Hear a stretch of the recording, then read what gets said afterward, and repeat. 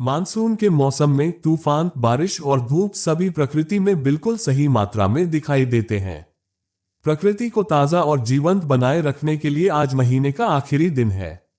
यद्यपि गर्मी में उल्लेखनीय वृद्धि हुई, परंतु वर्षा में कोई कमी नहीं आई। बरन रौद्र कभी कभी पृथ्वी पर भ्रमण करने आते थे। पूरे महीने बारिश का बोलबाला रहा। चैत्रिका फज्र की नमाज अदा करके खिड़की पर आए। दूतावास से लौटने के बाद मैंने बाकी की रात इसी खिड़की के पास बैठकर बिताई। किसी कारणवश अब उसकी आंखों में नींद नहीं रही। आज मैं बिना किसी कारण के अपने पिता के बारे में बहुत ज्यादा सोच रहा हूं। मेरा मन भागने को चाहता है। भले ही मेरे पिता इसे न देख पाए, फिर भी मैं मन की शांति के लिए कम से कम एक बार कब्र पर जाना चाहूंगा। मैं इतना अभागा क्यों हूं पिताजी? आपने अंतिम सांस लेने से पहले मेरे सिर को क्यों सहलाया? क्या आपके अभिमान, हठ और क्रोध का पहाड़ पहले नहीं ढह सकता था पिताजी? चैत्रिका का गला रुंध गया और उसने धीमी आवाज में आरोप मिश्रित शब्द कहे। मेरी आंखें आंसुओं से भर गईं। चैत्रिका अखिमपल्लव को आश्चर्य हुआ। उन्होंने बड़े समर्पण के साथ अपने आंसुओं को खुलकर बहने दिया। मुझे कल ये घर छोड़ना होगा। वह अपनी मां और बहन को हर तरह की परेशानी में नहीं छोड़ सकता था। खिड़की से दूर जाकर मैंने अलमारी खोली और उसमें कुछ पैसे मिले, लगभग 5,000। वह उन्हें बाहर निकालता है और अपने हाथ में पकड़ लेता है। जब मैंने अपनी मां के कमरे में झांका तो मैंने फहमीदा को प्रार्थना करते देखा। चैत्रिका दरवाजे के पास खड़ी होकर कमरे के चारों ओर देखने लगी। उसे इस कमरे में आने का साहस नहीं हुआ होगा, क्योंकि उसे डर था कि उसके पिता जीवित होंगे। लेकिन आज पिताजी कमरे में नहीं है। सब कुछ कितना गंदा है। चैत्रिका मन ही मन निश्चय करती है कि वह कमरा साफ कर देगी, लेकिन उससे पहले मकान मालिक से मिलना जरूरी है। 1 महीने का किराया दे देंगे, अन्यथा चैत्रिका ये बर्दाश्त नहीं कर पाएगी कि मकान मालिक मीम और फहमीदा के जाने के बाद उन्हें परेशान करे। वह सीढ़ियां चढ़कर ऊपर वाले ताले तक पहुंच गया। मकान मालिक कुछ दिन पहले ही इस फ्लैट में शिफ्ट हुए हैं। शायद अब से तुम हमेशा यही रहोगे। चैत्रिका ने 1-2 बार दरवाजे की घंटी बजाई। अगले ही पल ऐसा लगा कि सुबह के इस समय शायद सभी लोग गहरी नींद में सो रहे होंगे। अभी आना ठीक नहीं है, बस जाने दो। जैसे ही उसने दरवाजा खुलने की आवाज सुनी, वह तुरंत पीछे मुड़ा।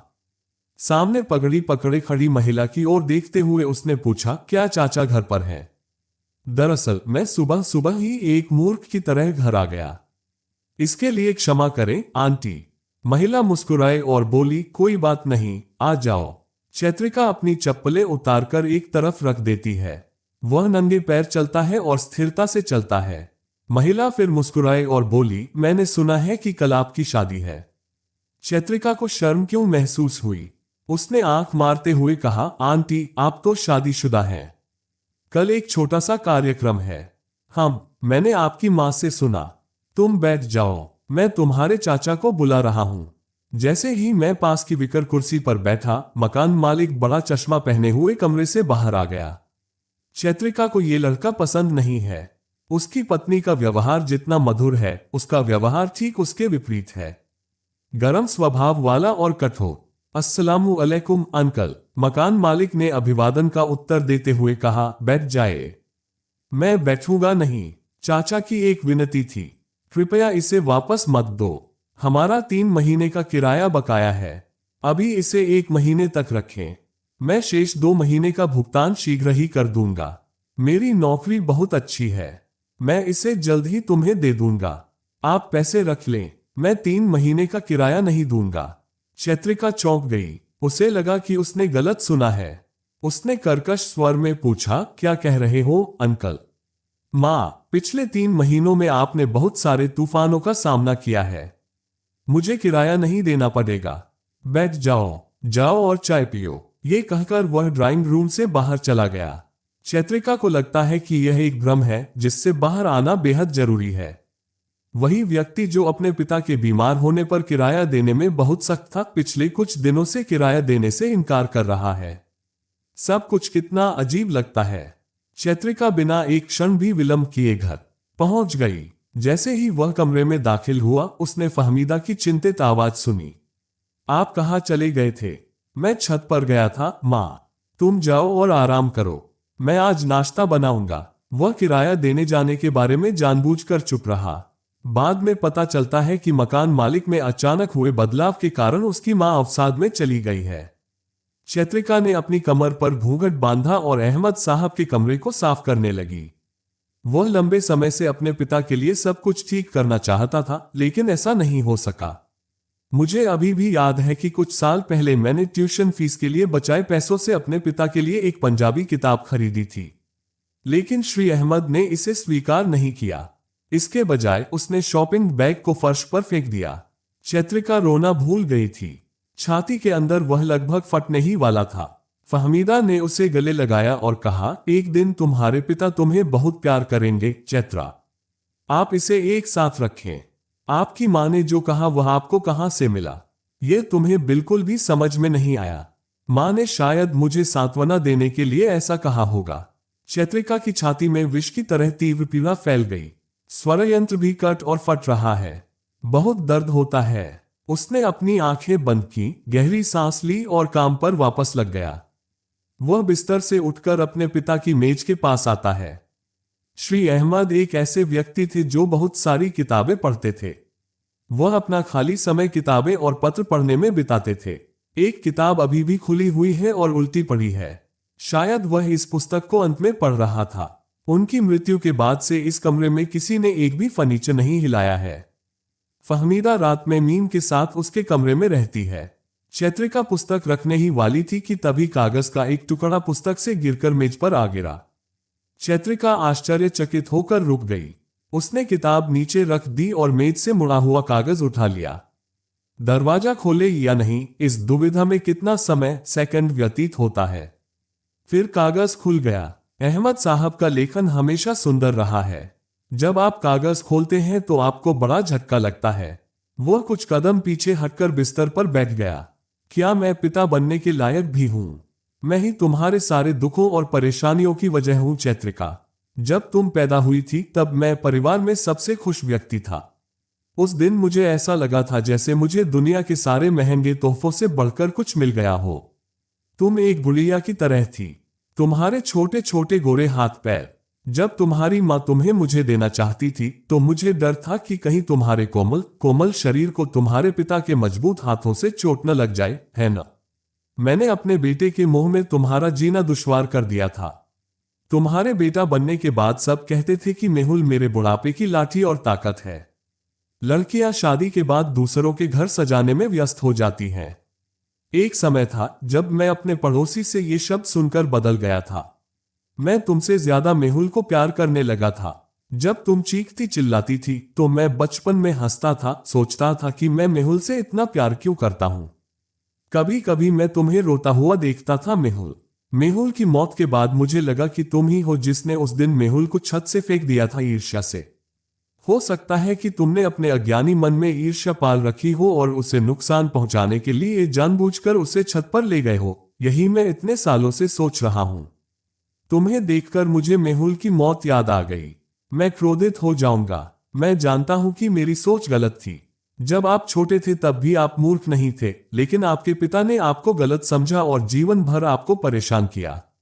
मैं जानता हूं कि मैं माफी के लायक नहीं हूं। मेरी बीमारी के दौरान तुम डरते हुए रात के अंधेरे में दवा की पुड़िया चुपके से छोड़ देते हो, फिर भी मैं तुम्हारे पास आकर तुम्हें अपने पास नहीं बुला पाता, क्योंकि असली अपराधी मैं ही हूं। मैं पिता नहीं बन सका। क्या पिता अपने बच्चों में भेदभाव करते हैं? लेकिन मैंने किया। शायद भगवान ने मुझे हमेशा के लिए अपन बना दिया है, क्योंकि मैंने अपनी बेटी की उपेक्षा की और अपने बेटे को बुढ़ापे का सहारा मान लिया।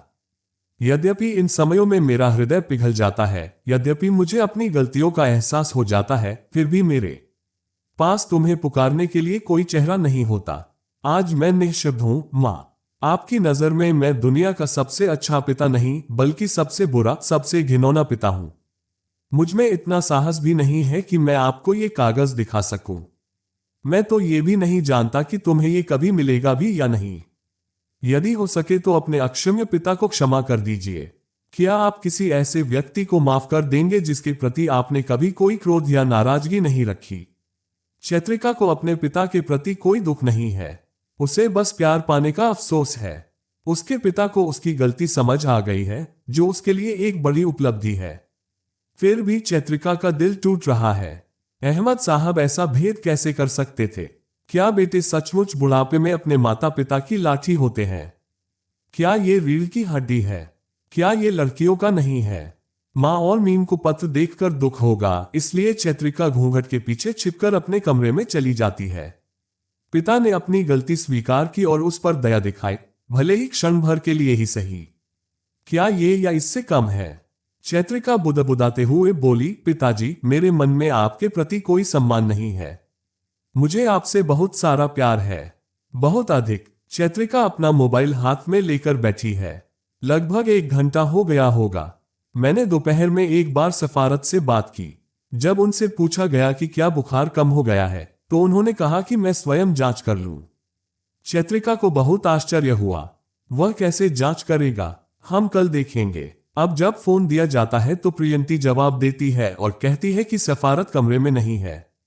इसलिए चैत्रिका अपना सेल फोन हाथ में लेकर बैठी रहती है और उम्मीद करती है कि शायद कोई और कॉल आएगा। सफारत की अनुपस्थिति में इन दिनों दिल बहुत खाली खाली सा लगता है। मन बार बार भ्रम में खोकर भाग जाना चाहता है। क्या यही है रोमांस की, प्रेम की शक्ति? अचानक कमरे में किसी के कदमों की आवाज सुनकर चैत्रिका चौंकी। जैसे ही मैंने अपना सिर थोड़ा घुमाया तो देखा कि मीम ने पीले रंग का लहंगा पहना हुआ था। चेहरे पर मेकअप की एक हल्की पतली परत। चैत्रिका को आश्चर्य और हैरानी हुई। उसने उत्तेजित स्वर में पूछा, तुमने ऐसे कपड़े क्यों पहने हैं? क्या तुम कहीं जा रही हो? मैं कहाँ जाऊं? मेरी बहन की शादी कल है और मैं आज कहीं और जा रहा हूं। मैं तुम्हारी मेहंदी और हल्दी की रस्म के लिए तैयार हूं। केवल एक बहन है। पीला, ऐसा कुछ नहीं होगा। और इतनी महंगी ड्रेस किसने खरीदी? मैंने दोपहर से ही देखा है कि तुम बार बार छत पर आते जाते रहते हो। क्या बात, क्या बात? चैत्रिका की भौहें सिकुड़ गईं। उसने मीम पर संदेह भरी नजर डाली। मीम ने लड़खड़ाते हुए कहा, भाई ने मुझे दिया था। अभी खड़े हो जाए, तुम्हें तैयार होने की जरूरत है। कौन भाई? दूतावास। संक्षिप्त उत्तर के साथ मीम ने शॉपिंग बैग से एक हरे रंग का लहंगा निकाला और चैत्रिका से उसे पढ़ने का आग्रह किया। चैत्रिका ने एक के बाद एक सवाल पूछे लेकिन कोई जवाब नहीं मिला और मीम के दबाव में उसे लहंगा पहनने के लिए मजबूर होना पड़ा।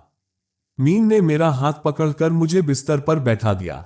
उन्होंने चैत्रिका को एक लाल गेरबेरा फूल का टीका, एक पेंडेंट और एक हार दिया। क्या यहां भी जरबेरा के फूल हैं? चैत्रिका की छाती धड़क उठी।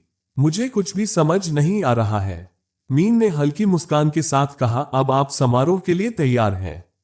आओ बहन, और ये आपके पति ने भेजे हैं। चैत्रिका के स्वर में कर्कश स्वर निकला, ये जरबेरा के फूल भी। दोनों बहनें सीढ़ियों से छत के दरवाजे तक आईं। शायद मीम ने चैत्रिका के कोमल स्वर में उसका प्रश्न नहीं सुना। उसने पीछे से अपनी आंखों पर हाथ रखकर कहा, बहन, अपने पैर ऊपर उठाओ। आप क्या कर रहे हो? उफ, बस चलें।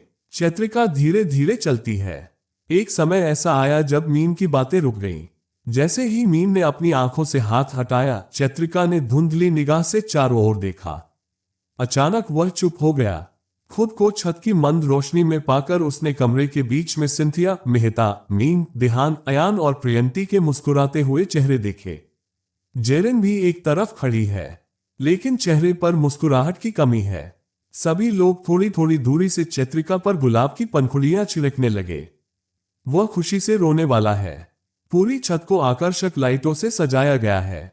एक तरफ फूलों से भरा एक छोटा सा मंच है। उसने एक क्षण के लिए भी नहीं सोचा था कि आज उसे ऐसा आश्चर्य मिलेगा।